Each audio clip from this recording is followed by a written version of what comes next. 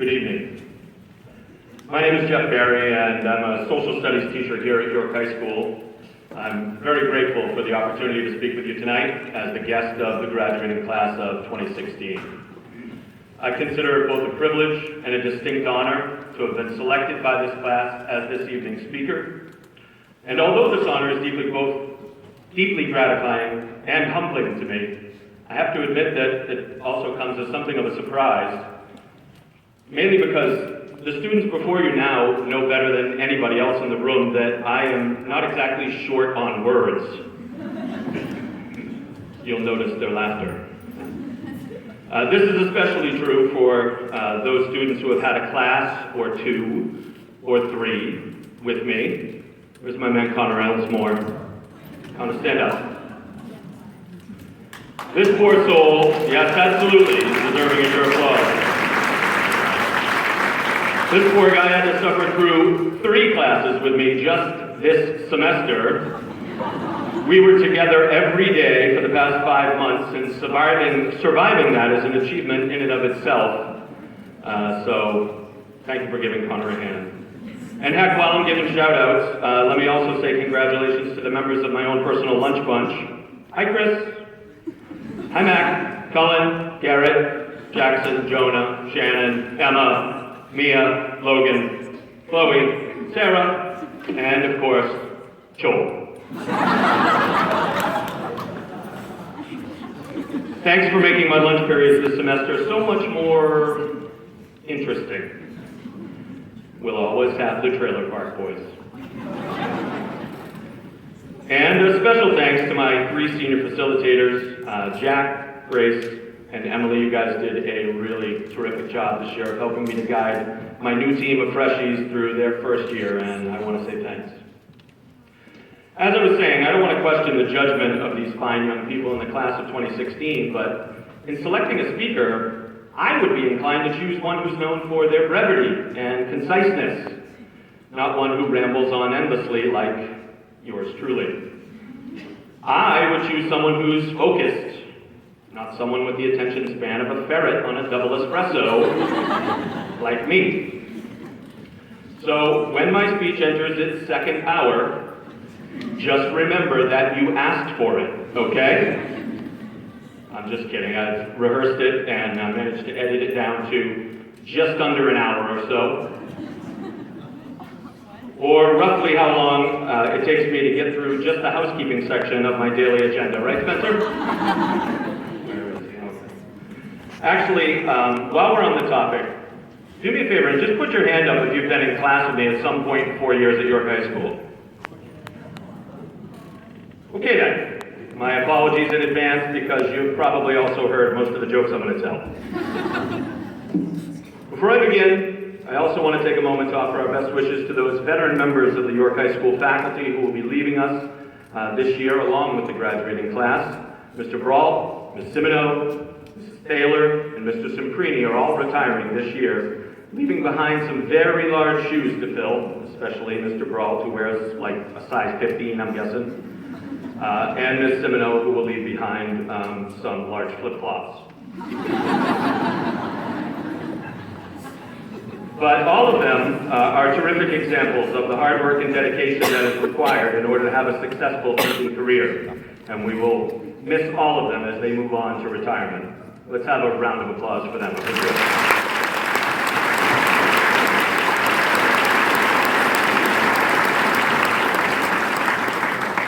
Thank you. Now, generally, when students ask for my opinion, I'm not averse to sharing it with them. But it also usually requires some lengthy explanation. I am a complicated person, you know? And after about 5 minutes, I know that they have lost interest and moved on. But I've understood your invitation to speak this evening as an indication that, once again, you're asking for my opinion. So I'm going to let you have it. Just be prepared, because it's going to take me more than 5 minutes to lay it all out. And I know, you've probably had just about enough of getting a bunch of unsolicited advice from people that are older than you. No doubt I am older than you. But I'm still younger than some buildings, or some parts of this building. So listen up. You might just learn something. The truth is, I thought long and hard about how I should approach this talk. Should I gush about the many achievements of the graduating class, highlighting their numerous awards and honors, championship titles, and ambitious plans after high school? Nah, there's going to be plenty of that at graduation on Thursday. Should I strike a more serious tone, reminding everybody about the need for even greater efforts and achievements in our increasingly competitive and complex world? This is supposed to be a fun event, right? Thank you. Should I be lighthearted and use humor to entertain everyone with my disarming wit and charm? It is true that I am witty and charming, but I also want for my speech to convey a certain gravitas. Don't worry, I don't know what gravitas means either. Mrs. Strass said I should use it, and she has the best words.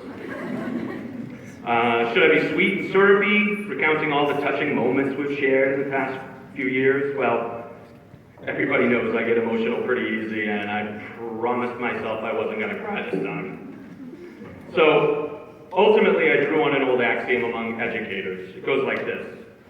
A master teacher is one who can meet a student where they are and help them to get as far as they can go. Considering that this is the internet generation, I've decided to meet these students where they are by turning to the most important source of knowledge and guidance in their world, social media. Now, for those of you who don't know me and may not be familiar with social media, that last statement was sarcastic, which I would hope you're picking up because I'm laying it on pretty thick. But my thinking here was simple. We all learn best from those around us, so why not give this speech the old Tom Sawyer treatment and invite all of my friends to help with it? I posted the following question in my Facebook feed. If you had to give advice to a young person graduating high school, what would you say? I promised to make the best response a part of tonight's speech, and I was soon deluged with comments. Some came from former students, others came from colleagues in education, and still others came from my own family members and friends. In fact, there were so many amazing pieces of advice that were shared, I thought it was best to include many of them instead of just one. But I also noticed that all the responses could be organized around three big ideas. So that's what I decided to share with you tonight. Three big ideas about how to make the rest of your life even more successful and satisfying than the past 4 years have been. I know how hard it is to imagine that, but here goes. First off, take care of yourself. Yes, this means eating right and exercising, getting enough sleep and flossing your teeth. As Ms. Lutz suggested, wear sunscreen. Pay the extra money for the good sunglasses, the one that will protect your eyes. And remember that tattoos are forever, so think twice. As Mrs. Adams remarked, do at least one thing for you. No matter how busy college or life is, carve out a niche for something that you're really passionate about that sings to your soul. And Mrs. Bronski said, never be afraid to ask for help. It's actually a sign of strength. Never be afraid to admit that you do not know, because that's actually a sign of intelligence. And for crying out loud, see that the glass is half full. A family member of mine shared a quote by author Tim Donovan urging you to stay curious, keep learning. Boredom is a sickness. The complacency of sitting still is a crime against yourself, against your own ability to find meaning and happiness in our dreary times. And my dear friend Mrs. Strass thoughtfully added, establish your own sense of decency and self-worth, and use that as your compass. Don't measure yourself by the successes, failures, or opinions of others. Usually the person who is the loudest and most eager with offering their opinion is the least informed, and don't be that person. I'm not sure, but I think she might have been talking about me there. I couldn't agree more with what all of these folks had to say. Take care of yourself. In life, you only get one ticket to ride, and before you know it, it'll be over, just like high school. Both of my parents died very young, so I understand the wisdom in these words. Make good choices and treat yourself with the respect that you deserve, because you can't always count on it from other people. You're not invincible, despite what you may currently think. When I was in my 20s, I used to refuse to wear sunscreen, mostly as a way just to aggravate my wife. It was like a game to see how sunburnt I could get, and by extension, how mad she would get. In truth, it really wasn't that hard, because I'm Irish and my people don't tan. We just get progressively redder. So most summers, by mid-August, I kind of look like a brick. It's a good Irish fan with this. But now I'm middle-aged, and I've had a few precancerous moles removed. You know, the mole, Freckles' ugly cousin. Needless to say, it's no longer a funny game to me. And I recently pulled out my back again, getting dressed in the morning this time. Yeah, I've officially reached the point in my life where I can injure myself getting dressed. You know what else? It's taken me nearly a month to heal from it. We're not as quick to bounce back from injury as we get older. I guess the Rolling Stones were right. It is a drag getting old. So take care of yourself. And taking care of yourself means savoring your time with friends and family. For the memories that you'll make will keep you warm as you face the hard, cold realities of life. It means avoiding those who would steal your time or energy for their own selfish ends. It means surrounding yourself with good people and doing those things that truly bring you satisfaction. I haven't met anyone who, at the end of their life, said, gee, you know, I wish I had worked more. But I do know many people who, after experiencing the loss of a loved one, have said, I really wish I had just one more day with them. Similarly, don't waste time trying to be something that you're not. Don't let other people define for you what success means. And don't be too hard on yourself if you still haven't figured out what you're supposed to be doing with your life. I know it's corny, but listen to your heart. Find a way to do something that you truly love, and you will truly love your life. My father often said, life's like a roll of toilet paper. The closer you get to the end, the faster it goes. And he was right. He was right. As the father of 2 children myself, I know this all too well. My daughter will be a freshman in high school next year. Can't believe how quickly she's grown up. Now, don't get me wrong, this doesn't mean that I hope she never grows up. Because right now her favorite word is, seriously? Like, it's dinner time, come to the table for dinner. Seriously? Yes, seriously. Adolescence is a wonderful time in our lives, isn't it, folks? But seriously, it all goes so fast. Take time to enjoy yourself. Remember, life is a marathon, not a sprint, and there are no extra points for finishing first. Second, take risks. Nothing that's worth having can be obtained easily in life. As the old saying goes, if you want great rewards, you must be prepared to take great risks. Again, I can attest to the wisdom of those words from my own personal experience. You see, I've experienced a good deal of failure in my own life. Hard to believe, I know. Yet I've tried not to ever let it deter me from my goals. For example, you may be surprised to learn, which may not be surprised to learn, I attended the University of New Hampshire immediately after graduating from high school, and to put it mildly, it did not go well. I believe at the end of my first semester, my GPA was something like a 0.89. I earned a C, a D, an F, and an incomplete. I never even attended 2 of my final exams. What can I say? My parents were thrilled. Soon after the semester ended, the university sent me a very politely worded letter asking that I never return, and I was very happy to oblige their request. I left school, I got an apartment, I got a full-time job, I got a low-wage full-time job, and I began to live a simple life. But after a couple of years, I got restless, and I knew that I wanted to do and be more. So I took a couple of classes to try and repair my horrible GPA, and transfer at schools. But once I realized that I truly wanted to learn, I truly wanted to earn my degree, not for anybody else, not for my parents, but for me, well, from that point forward, there was just simply no stopping me. And sure enough, some years later, I graduated magna cum laude. That's a thing, right? Granted, my second tour of college was on my own dime, and the financial commitment represented a fairly significant risk. I mean, what if it didn't work out? What if I really wasn't cut out for school? What if I couldn't figure out what I wanted to do with my life? And yes, it also took me a long time to earn my degree, piecemeal, working full-time, trying to support myself, but lots of people go to school for 7 years, right? They're called doctors. But the most important part of the story is that I took the risk. I returned to school and I've never looked back.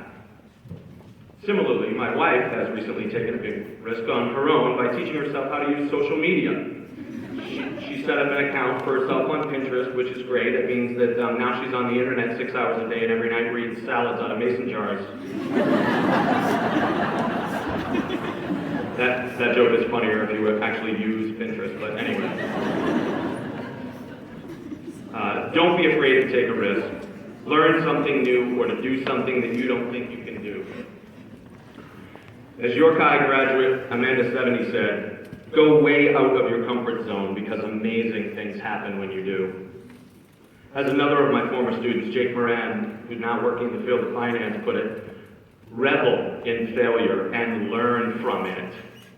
The only way to learn is by finding your shortcomings and moving forward from there. Much like a comedian bombing on stage, once you find out that failing isn't the end of the world, you'll come back stronger for it. And a York High graduate from the class of 2015, my man Justin Frecker said, life will inevitably knock you down at some point, but if you keep grinding, you'll find the strength inside of yourself that you never knew existed. And last, one of my own classmates from graduate school summed it up eloquently by saying, trying something and having it not go 100% perfectly is not failure. Every time that you try something new, you're the embodiment of hope. If you fail, you're the personification of resilience. Never be afraid to try. Never be afraid to fail. Always keep trying.